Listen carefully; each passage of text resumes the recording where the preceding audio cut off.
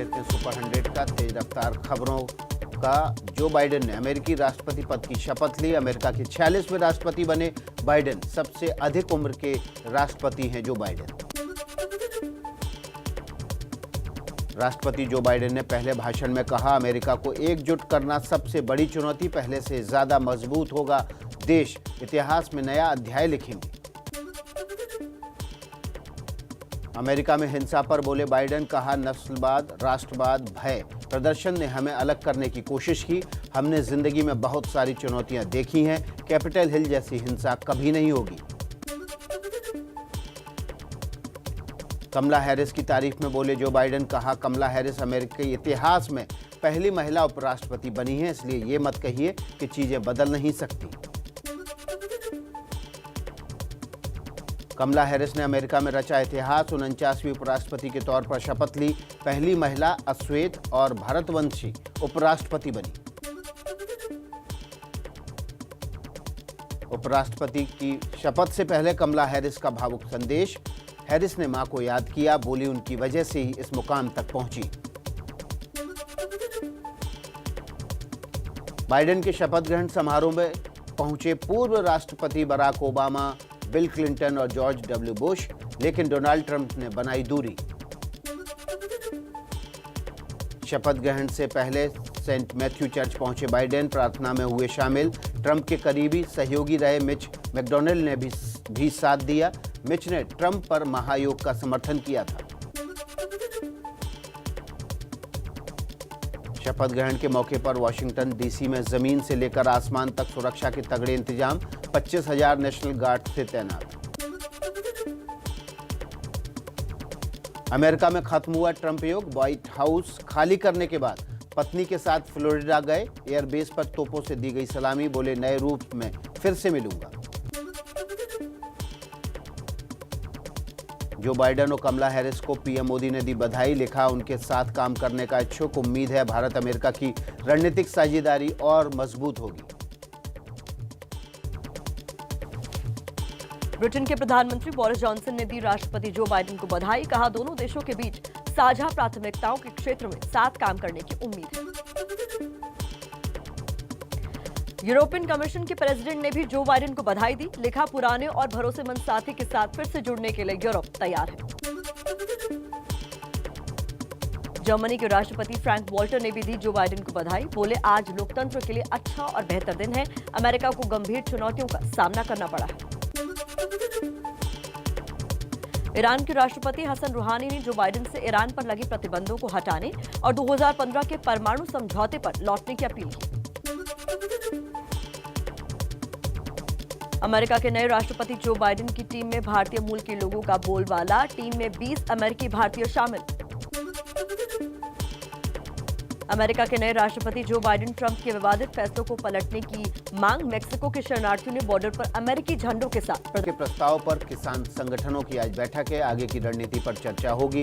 कल सरकार के प्रस्ताव का जवाब देना है किसान संगठनों को। कृषि मंत्री नरेंद्र सिंह तोमर का बयान, बोले 1.5 साल तक कृषि कानून पर रोक के लिए सरकार राजी है। रोक के बाद सरकार किसान मिलकर विचार करेंगे। कृषि मंत्री ने जताई 22 जनवरी की बैठक में समाधान की उम्मीद, कहा सरकार के प्रस्ताव को किसानों ने गंभीरता से लिया। किसान आंदोलन छोड़कर घर जाएंगे तो लोकतंत्र की जीत होगी। बैठक के बाद किसान नेता ने कहा सरकार कृषि कानून पर निश्चित समय के लिए रोक लगाने को तैयार है, लेकिन हमारी मांग कानून रद्द करने की है। 26 जनवरी को ट्रैक्टर मार्च को लेकर किसानों और दिल्ली पुलिस को की आज फिर सुबह 11 बजे बैठक। ट्रैक्टर मार्च निकालने पर अड़े हैं किसान नेता। किसान नेताओं का दावा, हर हाल में निकालेंगे ट्रैक्टर रैली, लेकिन पुलिस की इजाजत से निकालना चाहते हैं। 200 किलोमीटर का रास्ता मांग रहे हैं किसान।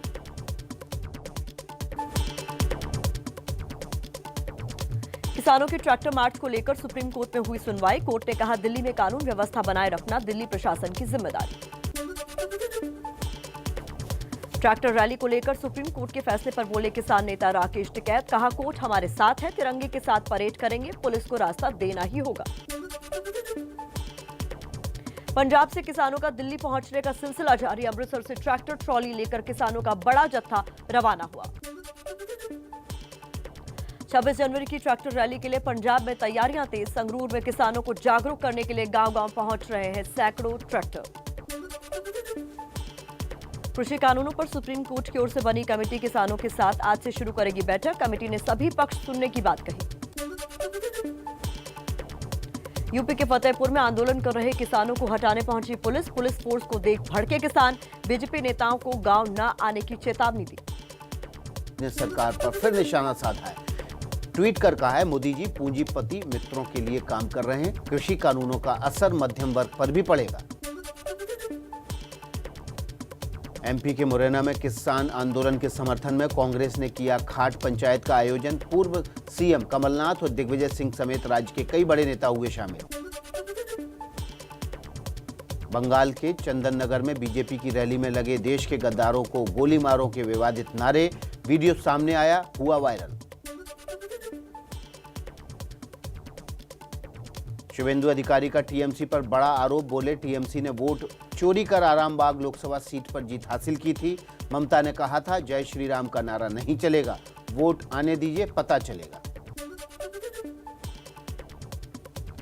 शुभेंदु अधिकारी पर टीएमसी नेता मदन मित्रा का बड़ा बयान। बोले, अगर शुभेंदु जीतेंगे तो मैं अपना पंजा काट लूंगा। मैं ईमानदार हूं, गद्दार नहीं। बंगाल में बीजेपी ने निकालेगी चुनावी रथ यात्रा। कैलाश विजयवर्गीय बोले, गांव-गांव जाकर ममता सरकार की विफलता को बताएंगे। बंगाल में बीजेपी के सीएम चेहरे को लेकर प्रभारी कैलाश विजयवर्गीय का दावा। बोले, चुनाव के बाद विधायक दल की बैठक में होगा फैसला। बंगाल में शांतिपुर से टीएमसी विधायक अरिंदम भट्टाचार्य ने भी थामा बीजेपी का दामन। कांग्रेस की टिकट पर चुनाव जीते टीएमसी में हुए थे शामिल। बंगाल चुनाव में फिर उठा नेताजी से जुड़ी फाइल का मुद्दा। टीएमसी ने पीएम मोदी को चिट्ठी लिखी, फाइल सार्वजनिक करने की मांग की। बीजेपी पर लगाया कांग्रेस की तरह सच छुपाने का आरोप। टीएमसी की मांग पर बीजेपी का पलटवार। कहा, नेताजी से जुड़ी फाइल्स के बारे में अचानक क्यों चुनाव से पहले जाग उठी है टीएमसी? ये सिर्फ राजनीति है। टीएमसी में शामिल हुए बंगाल क्रिकेट एसोसिएशन के पूर्व सचिव विश्वरूप दे। टीएमसी विधानसभा चुनाव में बना सकती है उम्मीदवार। पश्चिम बंगाल विधानसभा चुनाव को लेकर दिल्ली में बीजेपी की बड़ी बैठक। राज्य के सभी चुनाव प्रभारी शामिल हुए। चुनाव आयोग की टीम के 3 दिवसीय बंगाल दौरे का आज दूसरा दिन है। राष्ट्रीय दलों और राज्य के राजनीतिक दलों के साथ प्रतिनिधियों के साथ भी बैठक होगी। टीएमसी महासचिव पार्थ चटर्जी ने पार्टी छोड़ने वाले 12 विधायकों को चिट्ठी लिखी। नैतिकता की खातिर 7 दिन में स्थिति साफ करने को कहा। एक विधायक ने जवाबी चिट्ठी में नैतिकता पर उठाए सवाल। यूपी के गांवों को सरकार का तोहफा। पीएम आवास योजना के लाभार्थियों को 2,691 करोड़ रुपए की किस्त जारी की। 6 लाख से ज्यादा परिवारों को फायदा। बॉम्बे हाई कोर्ट ने तांडव के निर्देशक और अन्य को दी 3 हफ्ते की राहत। मुंबई समेत देश के कई शहरों में दर्ज हुई एफआईआर।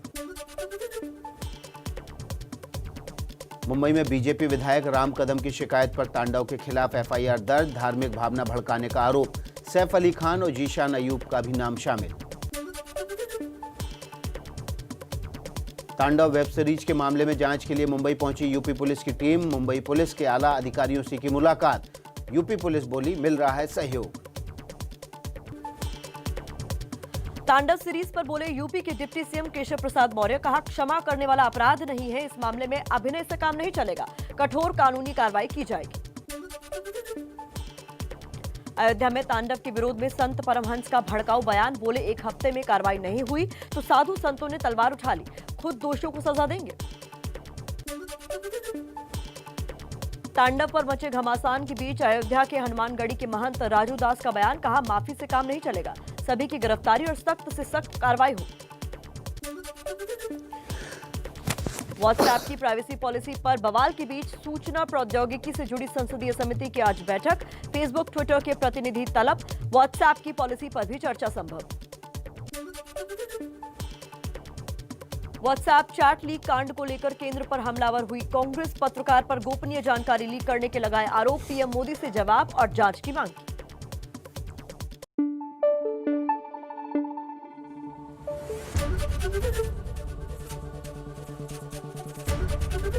एबीपी न्यूज आपको रखे आगे।